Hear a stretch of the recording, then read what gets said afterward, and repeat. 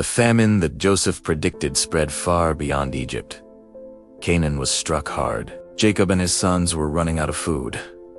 Jacob heard that Egypt had grain. He said to his sons, "Why do you just keep looking at each other? Go down and buy grain for us." 10 of Joseph's brothers went. Benjamin, the younger brother, stayed behind. Jacob would not risk losing him, as he had lost Joseph. The brothers journeyed to Egypt, unaware that the brother they had sold into slavery now ruled the land. They arrived and stood before the governor. They bowed down with their faces to the ground. Joseph recognized them immediately. The dreams he had as a boy were unfolding before his eyes.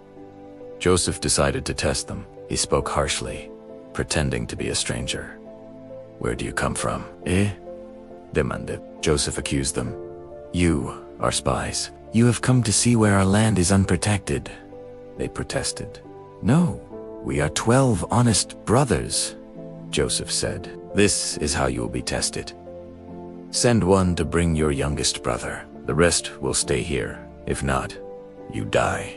After 3 days in custody, he released the others, but kept Simeon as a hostage. He secretly returned their money in their sacks. The brothers returned to Jacob.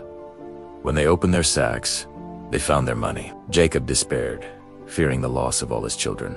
Judah promised to protect Benjamin with his own life. Finally, Jacob agreed. The brothers took gifts and returned to Egypt with Benjamin. When Joseph saw Benjamin, he was overcome with emotion.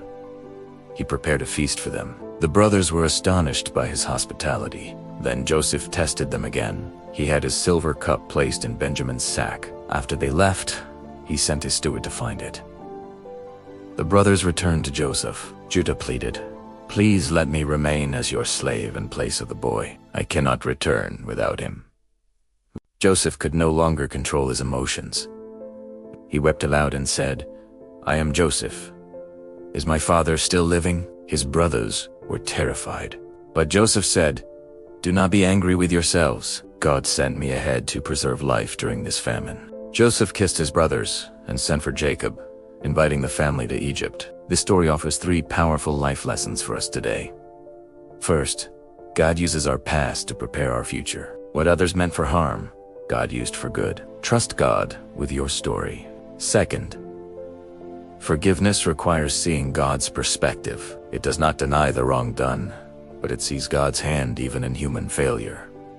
Third, true repentance leads to changed behavior. Judah offered to become a slave to save his brother. Let your life demonstrate your change. Joseph wept. He forgave. He restored, and God's plan moved forward. The same grace that worked in Joseph works in you today. Thank you for joining us. If this video encouraged you, please like it and subscribe. Share this with someone who needs to hear this story. We will see you next time. God bless.